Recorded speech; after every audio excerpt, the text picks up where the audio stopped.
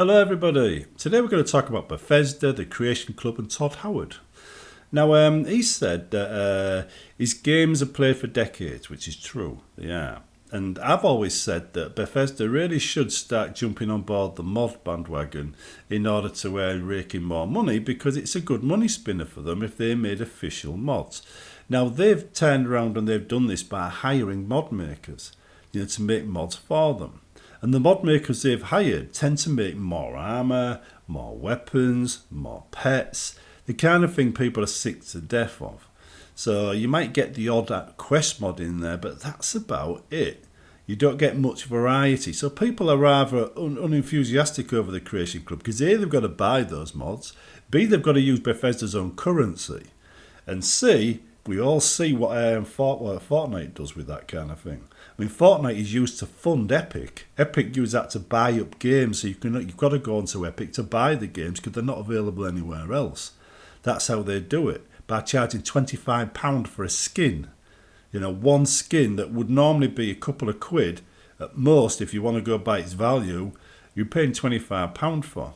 And because they've made it so you're using their own money system, it's harder to tell when you're being ripped off, which I think is the whole reason for it. Bethesda, with their Creation Club, have gone the same route.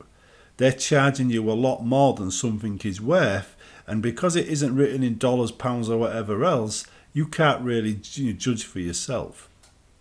So people have a very bad taste in their mouth when it comes to the Creation Club, although I do understand and I do support Bethesda taking that route.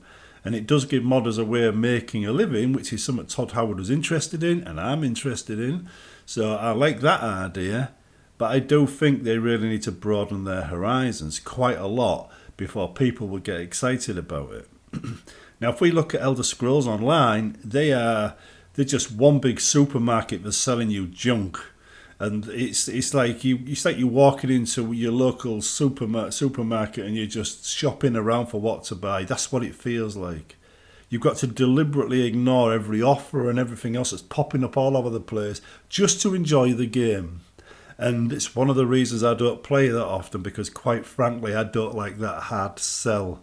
And I always felt like a lot of things should have been in the game and not sold separately. After all, the Elder Scrolls Online was supposed to be a whole continent. So why are they selling all the remaining continents separately when you're already paying for the game that's supposed to include all that lot?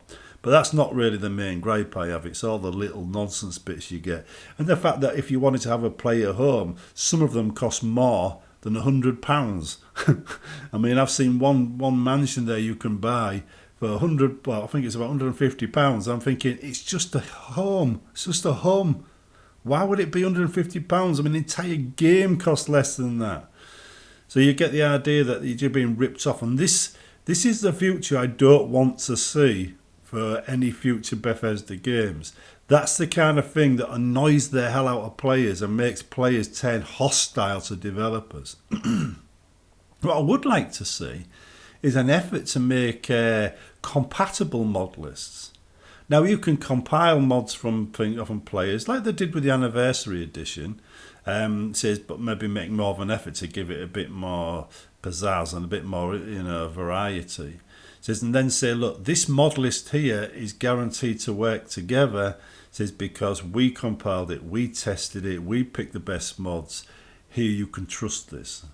That's what I'd like to see. Right, because that there would help players immensely in a modding world, because players already have a lot of difficulties getting their mods to work. There's a lot of bad advice out there.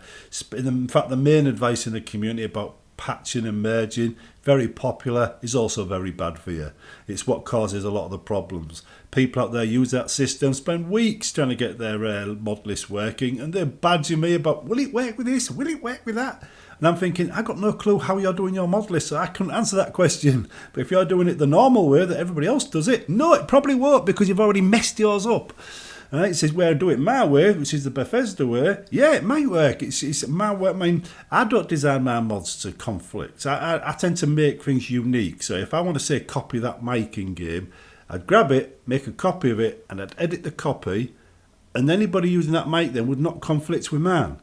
That's how I make my mods. Other people go, well, I'll edit that mic, I'll edit that mic. Oh, two people edit that mic. this one's got special features and this one's got different special features. Well, merge them so they're both the same mic. That'll be a good idea. And then the special features go bye-byes for one of the mics because the other one's overridden it. And I'm having a problem. I can't think why, but my game's crashing. This is why Bethesda needs to think about in terms of making life easier for players by doing these kind of compiled mod lists, because they can make it themed. They can do like a Dwemer themed, thing for Skyrim, or maybe a boss, Brotherhood of Steel theme for Fallout and things like that. Just make sure these mod lists work and put information about it on their website about which lists work with what and things like that. I mean, I'm sure they can get players to test it out, establish a beta test team for these kind of things, which would help immensely. That would allow people to enjoy the games, and it'll take the pain out of some of these mod choices. Because when you get other sites, I'm not going to mention the names, I don't use them personally. So when you get other sites, they've always had the problem where you get an awful lot of junk uploaded. You don't know what you're downloading until you've already made the mistake of installing it. At that point, and it starts messing with your game, possibly your save, because if it mucks up a quest line, then it's permanent in your save. There's nothing you can do about it. It's gone, right? So then, it says you're stuck. So getting around that, having people pre-vet mods so they're in decent condition wouldn't stop people learning to mod, but it would give them some encouragement to get better at it. So the mods you get would be better, they'd be hand-picked, they'd be tested, they'd be in a list. The other thing is, when you're actually thinking of playing game long term, is how much effort are Bethesda going to put into maintaining it or updating it? And are we going to see every 2 years a new version for sale, which is what's been going on, right? Because, whilst players like to see updates and patches and new features, right, it's not necessarily what they want. What we would like to see is the kind of thing we see in, say, No Man's Sky, where they continue to add to the game over a period of years. So the game you get at release isn't necessarily the final version, isn't going to be just it. There's going to be new content added to it over time. So say every year you release a patch that adds a few new features, maybe a new quest line, and then go from there. And if you see the players are enjoying a particular aspect of a game, like say Civil War, and want it to be expanded, then maybe you can just create a Civil War upgrade in 1 year and then make sure the Civil War is vastly improved after that. So when we go through the whole game and when we do play the game, each year it will get a little bit better and a little bit better and a little bit better. And I think that is the path that most players would like Bethesda to take.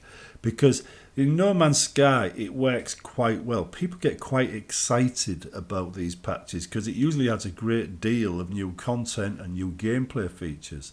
You could, for instance, you've added an entire Dwemer feature to Skyrim in one of the patches, where you could have got a load of Dwemer machinery and stuff as optional rewards instead of just the odd one, right?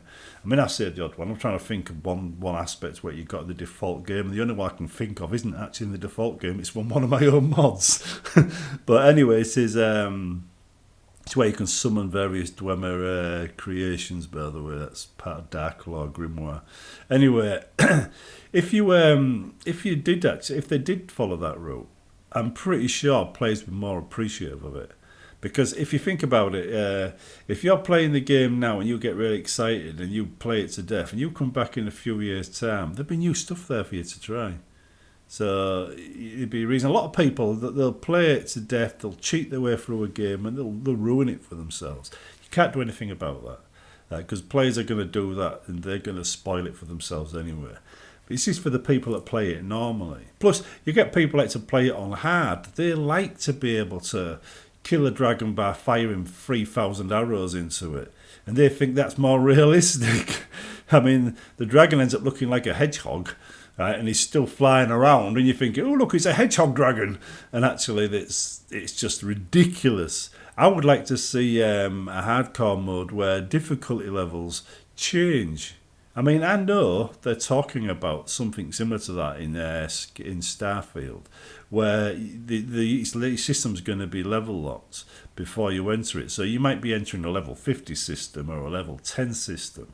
I like that. That's where you get the excitement, not from having every single thing you're going to reach require 3,000 arrows, but from entering a dungeon where you don't know the level of the creatures in there until you actually start fighting one, and then you think, oh, I made a mistake and do a run for it. That's exciting. When I did CUO, serial upgrade overhaul, I did that across the board. There was always a chance you'd get a level 50 bad guy or creature. I mean, you could run around at level 1, you see a Minotaur, not rabbits. So it made it exciting. It also made the battle for Kvatch a very interesting battle, because sometimes you'd have it easy, sometimes you'd have it hard. It kind of made it a bit more important to try and find a high-level dungeon and get some high-level weapons before you attempted the Kvatch, battle. So it changed the nature of the game and how it was played. I would like to see more of that. I would like to see more balance in that area. Now, Obsidian have always had a really bad time balancing their games. I don't know why, but even amongst their DLCs, you get certain DLCs that are just massively overpowered. And other DLCs, I mean, you have spears that can pierce armor better than a laser.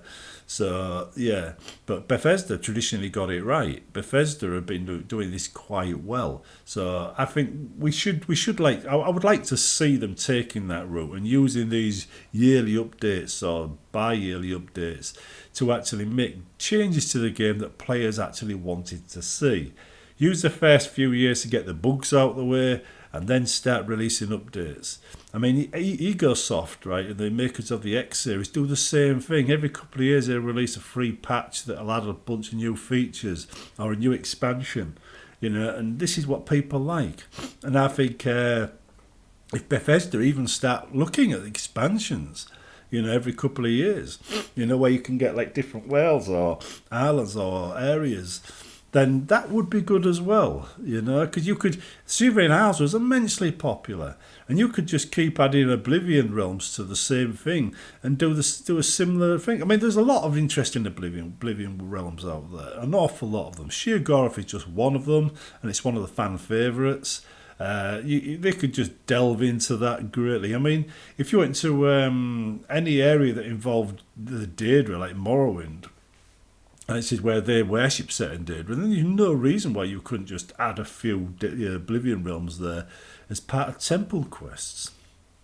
And then you go there and suddenly there's a whole world to explore. So this could be an interesting way of making the next game unique and vastly different from every Elder Scrolls game before it or every Fallout game before it.